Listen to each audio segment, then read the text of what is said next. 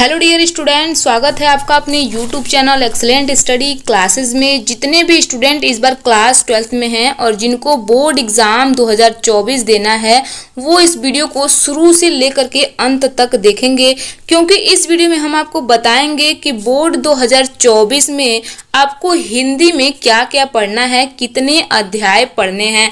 क्योंकि जो है कुछ टॉपिक्स हटा दिए गए हैं, कुछ टॉपिक्स जो हैं आपके ऐड कर दिए गए हैं, तो हम आपको बताएंगे कि आपको कौन कौन से टॉपिक्स पढ़ने हैं, कौन सा टॉपिक कितने नंबर का आएगा। तो सब कुछ इस वीडियो में हम जानेंगे, बस आपको वीडियो को अंत तक देखना है। स्टूडेंट, हिंदी एक ऐसा सब्जेक्ट है जिसमें 40 से 50 नंबर जो है वो बिल्कुल फिक्स होते हैं। ठीक है, 40 से 50 नंबर पक्के होते हैं। कुछ ऐसे टॉपिक्स होते हैं जो हमेशा आते हैं। तो आगे इस वीडियो में हम इम्पोर्टेंट टॉपिक्स को जानेंगे। ठीक है स्टूडेंट, हिंदी एक स्कोरिंग सब्जेक्ट होता है जिसमें आप 100 में 95+ अचीव कर सकते हैं। ठीक है, हिंदी में आप जो है 100 में 95+ अचीव कर सकते हैं। तो चलिए हम देख लेते हैं हिंदी का सिलेबस कि आपको 2024 में हिंदी में क्या क्या पढ़ना है। स्टूडेंट्स यहाँ पे ध्यान दीजिए, ये आपका हिंदी है, ये आपकी कक्षा 12 का है। आपका हिंदी का पेपर जो है वो टोटल 100 नंबर का पूछा जाता है। ठीक है, हिंदी का पेपर जो है आपका टोटल 100 नंबर का होता है और ये जो है आपके दो खंडों में डिवाइड होता है, खंड क और खंड ख। ठीक है, दोनों खंड जो है वो 50-50 नंबर के होते हैं। खंड ख भी 50 नंबर का होता है और खंड क भी 50 नंबर का होता है। ठीक है, तो यहाँ पे हम जानेंगे कि आपके खंड क में कौन कौन से टॉपिक्स आते हैं, कितने नंबर के आते हैं, और खंड ख में कौन से टॉपिक कितने नंबर के आते हैं। उसके बाद हम जानेंगे कि आपको कौन कौन से चैप्टर्स पढ़ने हैं। ठीक है, तो सबसे पहले यहाँ पे देखिए, आपका पहला है हिंदी गद्य का विकास, यानी कि हिंदी गद्य के इतिहास से आपके 5 बहुविकल्पीय प्रश्न पूछे जाएंगे। यहाँ पर 5 नंबर के पूछे जाएंगे। ठीक है, यहाँ पे आप देख सकते हैं 5 नंबर के 5 बहुविकल्पीय प्रश्न पूछे जाएंगे। ये किससे रिलेटेड होंगे प्रश्न, ये देखिए, ये शुक्ल युग, शुक्लोत्तर युग, हिंदी गद्य की प्रमुख विधाएं, निबंध, उपन्यास, कहानी, आलोचना इत्यादि। तो यहाँ पे आपके हिंदी गद्य के इतिहास से 5 बहुविकल्पीय प्रश्न पूछे जाएंगे जो कि 5 नंबर के होंगे। ठीक है, क्लियर है। अब हम नेक्स्ट देख लेते हैं। यहाँ पे नेक्स्ट है आपका काव्य साहित्य का विकास। यहाँ पे आपके हिंदी पद्य के इतिहास से 5 बहुविकल्पीय प्रश्न पूछे जाएंगे जो कि 5 नंबर के होंगे। वह प्रश्न किससे रिलेटेड होंगे, तो वो प्रश्न होंगे भारतेंदु युग, द्विवेदी युग, छायावाद, प्रगतिवाद, नई कविता इत्यादि। तो इन सब से जो है रिलेटेड होंगे। तो यहाँ पे आपके हिंदी गद्य और पद्य के इतिहास से टोटल 10 नंबर के प्रश्न पूछे जाएंगे। ठीक है, 10 बहुविकल्पीय प्रश्न पूछे जाएंगे, एक क्वेश्चन 1 नंबर का होगा। तो यहाँ पे आपका टोटल नंबर जो है वो 10 नंबर का होगा और 10 प्रश्न पूछे जाएंगे।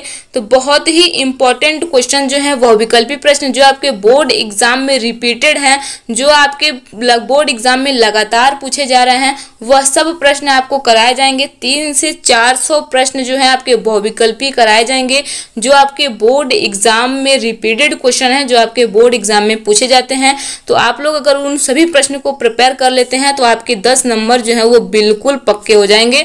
तो आपको बिल्कुल भी टेंशन नहीं लेना है, सब आपको बताया जाएगा कि कौन से प्रश्न आपको तैयार करने हैं। अब हम नेक्स्ट देखते हैं। नेक्स्ट है आपका पाठ्यक्रम में निर्धारित गद्यांशों पर आधारित 5 प्रश्न। तो आपको हिंदी गद्य के 2 गद्यांश दिए जाएंगे, दोनों गद्यांश के नीचे 5-5 प्रश्न रहेंगे। दोनों गद्यांशों में से किसी एक ही गद्यांश को आपको हल करना होता है, जिसके लिए आपको 10 नंबर दिए जाते हैं। ठीक है, क्लियर है। आगे देखते हैं। यहाँ पे देखिए, चौथा नंबर है पाठ्यक्रम में निर्धारित गद्यांशों पर आधारित 5 प्रश्न। तो यहाँ पे आपके हिंदी पद्य से भी पद्यांश दिए जाते हैं, जिसके लिए आपको 10 नंबर मिलता है। ठीक है, तो हिंदी पद्य से भी आपको 2 पद्यांश दिए जाएंगे, दोनों पद्यांश के नीचे 5-5 प्रश्न होंगे। तो आपको दोनों में से किसी एक को ही हल करना होता है, जिसके लिए आपको 10 नंबर दिए जाते हैं। क्लियर है। तो आपको कौन कौन से गद्यांश पढ़ने हैं, सभी इंपॉर्टेंट गद्यांश जो है आपको प्रोवाइड किए जाएंगे। यह बहुत ही आसान होता है। गद्यांश में से ही आपको 5 प्रश्नों का उत्तर देना होता है। ठीक है, आपको एक गद्यांश दे दिया जाएगा, उसके नीचे 5 क्वेश्चन दिए जाएंगे, उसी से रिलेटेड वे क्वेश्चन होंगे, तो आपको उसी में से उसका आंसर भी लिखना होता है। तो बहुत ही आसान होता है। तो वहां पे जो है आपको 20 नंबर जो है मिल जाते हैं गद्यांश और पद्यांश को हल करने से, ठीक है। तो यहाँ पे आप देख सकते हैं। तो आई होप आप लोगों को समझ में आ रहा होगा। अब हम नेक्स्ट देखते हैं। नेक्स्ट है आपका 5वां नंबर है, पाठ्यक्रम में निर्धारित लेखकों का साहित्यिक परिचय एवं कृतियां, शब्द सीमा 80 शब्द। तो यहाँ पे आपको लेखक का जीवन परिचय लिखने के लिए आता है, यानी कि साहित्यिक परिचय लिखने के लिए आता है, जिसकी शब्द सीमा होती है 80 शब्द, ठीक है। इसके लिए आपको 5 नंबर दिए जाते हैं। तो जीवन परिचय को आपको कैसे लिखना है सब कुछ आपको बताया जाएगा बहुत ही आसान तरीके से, ताकि आप बोर्ड एग्जाम में full of full marks achieve कर सकें। अब हम नेक्स्ट देखते हैं, पाठ्यक्रम में निर्धारित कवियों का साहित्यिक परिचय एवं कृतियां। इसको भी आपको लिखना होता है, यानी यहाँ पे आपको कवियों का जीवन परिचय लिखने के लिए बोलता है, साहित्यिक परिचय एवं कृतियां लिखने के लिए बोलता है। तो आपको जीवन परिचय थोड़ा सा लिखना होता है, उसके बाद साहित्यिक परिचय लिखना होता है, उसके बाद आपको कृतियां लिखनी होती है, जिसके लिए आपको 5 नंबर दिए जाते हैं। तो यहाँ पे लेखक में जो है आप हजारी प्रसाद द्विवेदी का जीवन परिचय याद कर लीजिए, वासुदेव शरण अग्रवाल का जीवन परिचय याद कर लीजिए, ठीक है। और यहाँ जो है कवि में आपको महादेवी वर्मा का, जयशंकर प्रसाद का, ठीक है, इन लोगों का जीवन परिचय याद कर लीजिए। आपका 10 नंबर बिल्कुल रखा हुआ है, ठीक है। तो 10 नंबर यहाँ पे बिल्कुल रखा हुआ है आपका। अब हम नेक्स्ट देखते हैं। नेक्स्ट है आपका पाठ्यक्रम में निर्धारित कहानियों का सारांश एवं उद्देश्य पर आधारित प्रश्न। तो यहाँ पे आपको कहानी पूछा जाता है, ठीक है। कहानियों का उद्देश्य एवं सारांश पूछा जाता है, जिसके लिए आपको 5 अंक दिए जाते हैं, ठीक है। तो यहाँ पे जो है बहुत ही इंपॉर्टेंट कहानी है पंचलाइट, बहादुर, ठीक है। ये 2 कहानी याद कर लीजिए। इन कहानियों का उद्देश्य और सारांश याद कर लीजिए, आपके 5 नंबर बिल्कुल पक्के हो जाएंगे, ठीक है। ये 2 कहानी बहुत ही इंपॉर्टेंट है। अभी हम आगे आपको बताएंगे कि कौन कौन सी कहानी आपको पढ़ने हैं, ठीक है, कौन कौन सी कहानी आपके बुक में है, ठीक है। तो अब हम नेक्स्ट देख लेते हैं। नेक्स्ट है आपका पाठ्यक्रम में निर्धारित खंडकाव्य की कथा वस्तु एवं प्रमुख पात्रों का चरित्र चित्रण, जिसकी शब्द सीमा है 80 शब्द, ठीक है। तो आपको 80 शब्दों में लिखना होता है खंडकाव्य, जिसके लिए आपको 5 अंक दिए जाते हैं। तो यहाँ पे बहुत से विद्यार्थी जो है वो कंफ्यूज होते हैं कि कौन सा खंडकाव्य हम अपने बोर्ड एग्जाम में लिखे, बहुत से कंफ्यूजन होती है उन लोगों को। तो अभी आपकी सारी कंफ्यूजन इस वीडियो में दूर हो जाएगी, बस वीडियो को आपको अंत तक देखना है। अभी हम आपको बताएंगे कि कौन सा खंडकाव्य कौन से विद्यार्थी अपने बोर्ड एग्जाम में लिख सकते हैं। क्लियर है। अब हम आगे देखते हैं। यहाँ पे हमने जाना खंड क में आपको कौन कौन से टॉपिक्स कितने नंबर के पूछे जाएंगे, ठीक है। अब हम देख लेते हैं खंड ख को, ठीक है। खंड ख भी आपका 50 अंक का पूछा जाता है। तो यहाँ पे देखिए 8वां नंबर है, पाठ्यक्रम में निर्धारित संस्कृत गद्य का संदर्भ सहित हिंदी में अनुवाद। तो यहाँ पे आपको संस्कृत से अनुवाद करने के लिए आता है और उसका संदर्भ लिखना होता है, जिसके लिए आपको 7 नंबर दिए जाते हैं, ठीक है। तो बहुत ही आसान है। आपको जितने भी इंपॉर्टेंट चैप्टर हैं, इंपॉर्टेंट गद्यांश है, वो सब आपको बताए जाएंगे। तो आपको बिल्कुल भी टेंशन नहीं लेना है। नेक्स्ट है आपका पाठ्यक्रम में निर्धारित संस्कृत पद का संदर्भ सहित हिंदी में अनुवाद। तो यहाँ पे आपके संस्कृत से पद्यांश आते हैं, यानी कि श्लोक आते हैं, ठीक है। पद्यांश और श्लोक दोनों एक ही है। तो ये भी आपको संदर्भ लिखना होता है इसका भी, और अनुवाद करना होता है। इसके लिए भी आपको 7 नंबर दिए जाते हैं। क्लियर है। इसके लिए आपको 7 नंबर दिए जाते हैं। तो इसके लिए भी आपको इम्पोर्टेंट टॉपिक्स और पद्यांश क्या है बता दिए जाएंगे। जितने भी इम्पोर्टेंट पद्यांश और श्लोक हैं सब कुछ आपको बताया जाएगा। बिल्कुल भी आपको टेंशन नहीं लेना है। अभी फिलहाल आप यह जानिए कि आपके बोर्ड एग्जाम में कौन से टॉपिक कितने नंबर के आएंगे, ठीक है। यहाँ पर देखिए 9 नंबर है, लोकोक्तियां एवं मुहावरे के अर्थ एवं वाक्य प्रयोग। तो आपको मुहावरा एवं लोकोक्तियां दिया जाएगा, उसको आपको अर्थ लिखना होगा और उसको वाक्य में प्रयोग करना होगा, जिसके लिए आपको 2 नंबर दिए जाएंगे, ठीक है। तो कैसे लिखना है सब कुछ आपको बताया जाएगा। जो भी इंपॉर्टेंट मुहावरे एवं लोकोक्तियां हैं सब कुछ आपको प्रोवाइड किए जाएंगे। तो बिल्कुल भी टेंशन नहीं लेना है।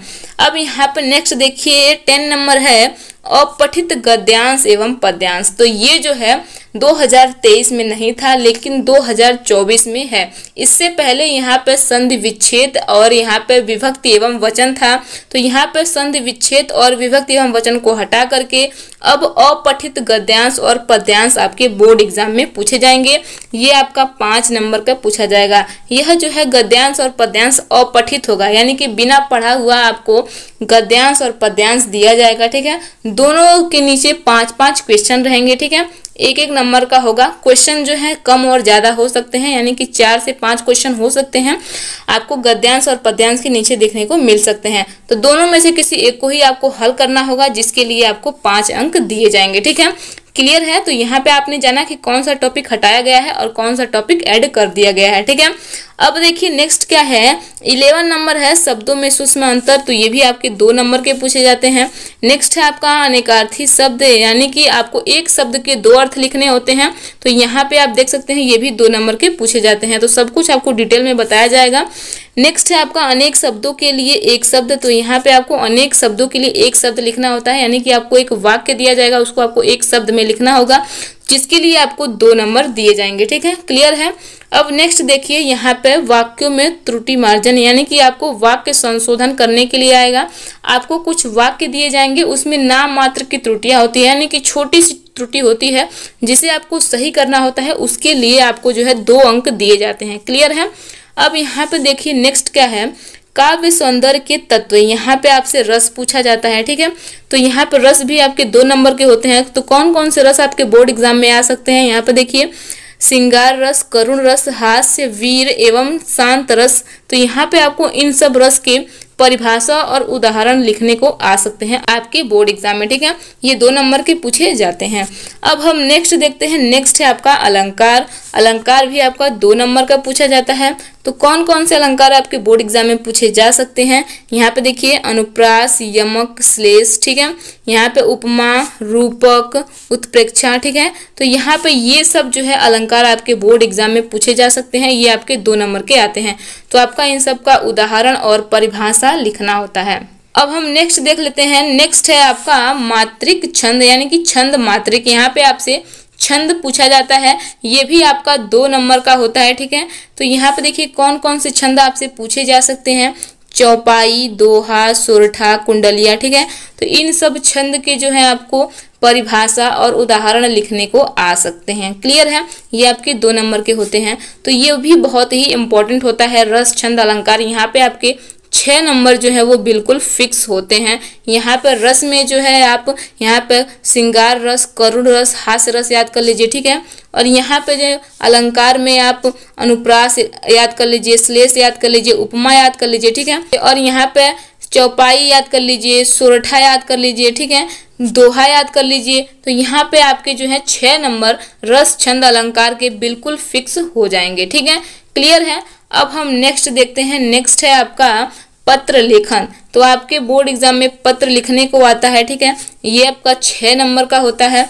तो आपको पत्र किन किन टॉपिकों पर लिखने के लिए आ सकता है, तो यहाँ पर देखिए, नियुक्ति आवेदन पत्र। तो यहाँ पे आपको नियुक्ति के लिए आवेदन पत्र लिखने के लिए आ सकता है। बैंक से किसी व्यवसाय के लिए ऋण प्राप्त करने का आवेदन पत्र। ठीक है, तो इस पे भी आपको पत्र लिखने के लिए आ सकता है। एंड नेक्स्ट है आपका अपने नगर या गांव की सफाई के लिए संबंधित अधिकारी को प्रार्थना पत्र लिखने के लिए आ सकता है। ठीक है, तो यहाँ पे आपका 3 टॉपिक दिया गया है। इन सब टॉपिक पे आपको निबंध लिखने के लिए आ सकता है। निबंध आपका 6 नंबर का पूछा जाता है। क्लियर है। अब हम नेक्स्ट देखते हैं। नेक्स्ट है आपका निबंध। निबंध जो है आपका 9 नंबर का पूछा जाता है। तो किन किन टॉपिकों पर निबंध लिखने के लिए आ सकता है, यहाँ पे देखिए, विज्ञान, वाणिज्य, शिक्षा, कृषि, सामाजिक एवं राजनीतिक चेतना पर आधारित जनसंख्या, स्वास्थ्य, शिक्षा एवं पर्यावरण से संबंधित निबंध लिखने के लिए आ सकते हैं।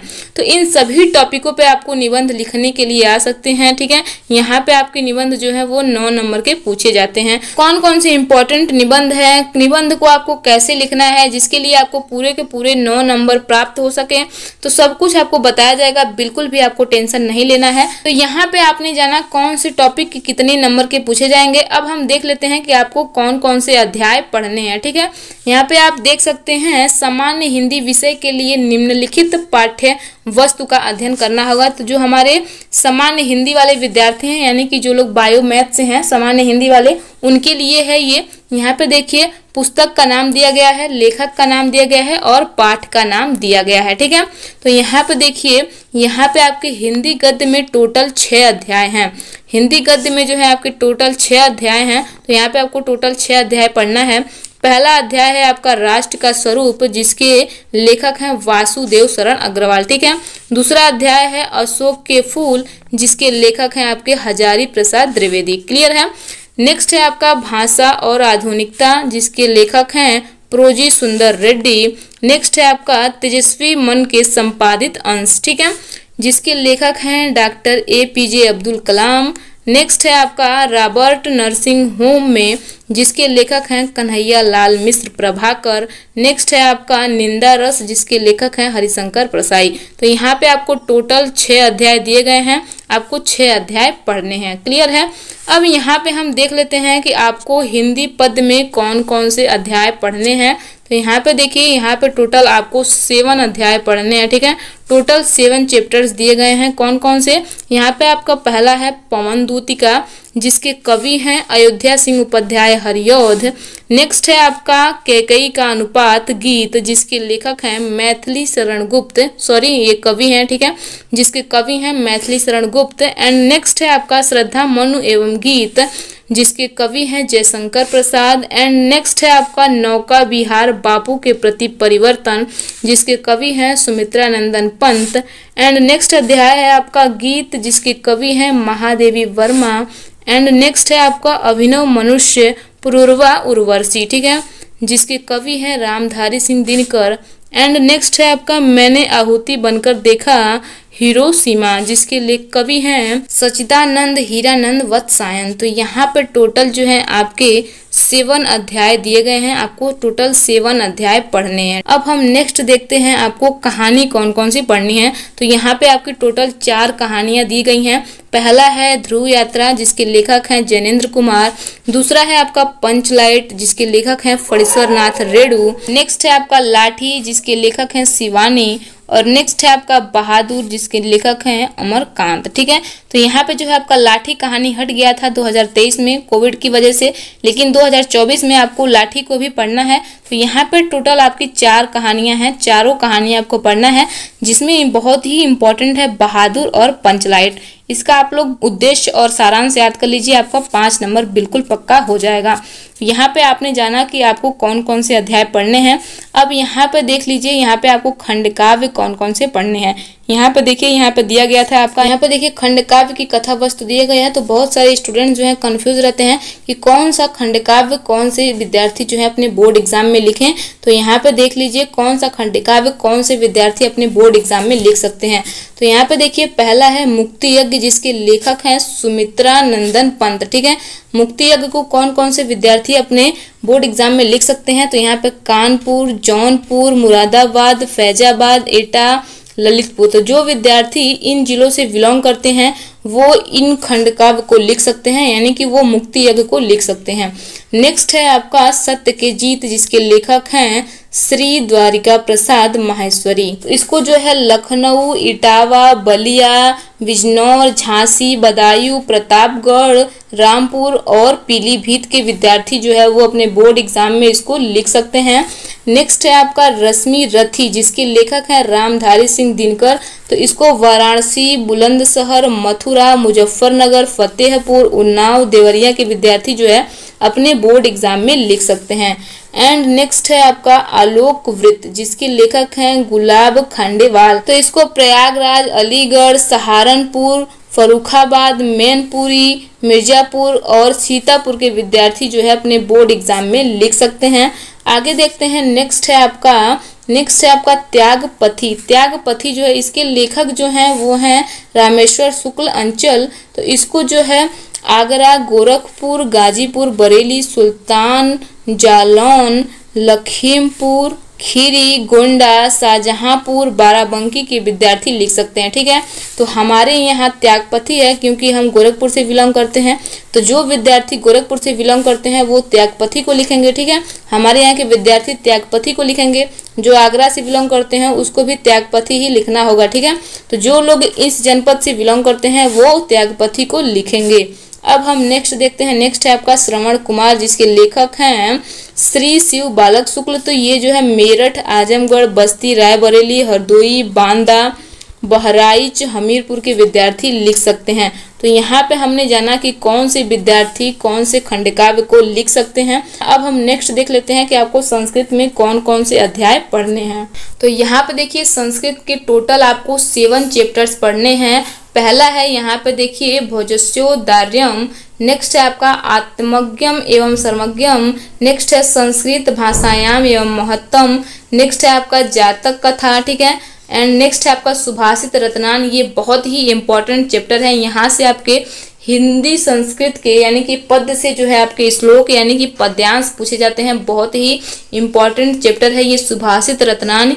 एंड नेक्स्ट है आपका महामाना मालवीयम, एंड नेक्स्ट है आपका पंचशील सिद्धांता। तो यहाँ पे आपके टोटल 7 चैप्टर्स दिए गए हैं। गद्यांश के लिए जातक कथा, महामाना मालवीय, पंचशील सिद्धांता। तो यह जो है बहुत ही इंपॉर्टेंट चैप्टर है गद्यांश के लिए, और पद्यांश के लिए सुभाषित रत्नानी। यहाँ से श्लोक बहुत ज़्यादा पूछे जाते हैं आपके बोर्ड एग्जाम में। तो यहाँ पे टोटल आपके 7 चैप्टर्स हैं। आपको संस्कृत में टोटल 7 चैप्टर्स पढ़ने हैं। तो यहाँ पे आपने जाना कौन सा टॉपिक कितने नंबर का आएगा, कौन सा चैप्टर आपको पढ़ना है। तो कैसा लगा ये वीडियो आप लोग हमें नीचे कमेंट बॉक्स में कमेंट करके ज़रूर बताइएगा। और वीडियो पसंद आई हो तो वीडियो को लाइक कर दीजिए, और चैनल पर नए हैं या चैनल को अभी तक सब्सक्राइब नहीं किए हैं तो चैनल को सब्सक्राइब करके बेल आइकन को प्रेस कर दीजिए। स्टूडेंट्स, अगर आप चाहते हैं कि ऐसे ही हम हिंदी की मॉडल पेपर 2024 को लेकर के आएँ, ठीक है, अगर आप चाहते हैं कि 2024 की मॉडल पेपर को लेकर के आएँ तो आपको क्या करना है, वीडियो के कमेंट बॉक्स में आपको कमेंट करना है, तो आपको जल्द ही वीडियो प्रोवाइड कर दी जाएगी। तो हम मिलते हैं नेक्स्ट वीडियो में नेक्स्ट टॉपिक के साथ। तो आज के लिए इतना ही। जय हिंद, जय भारत।